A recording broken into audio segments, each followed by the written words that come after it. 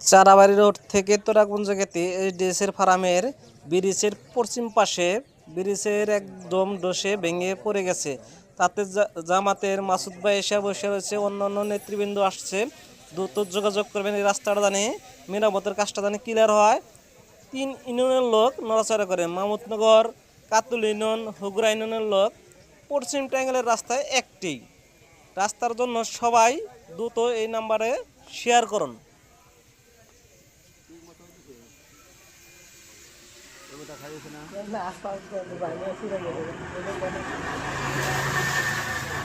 না না কথা যাবে না।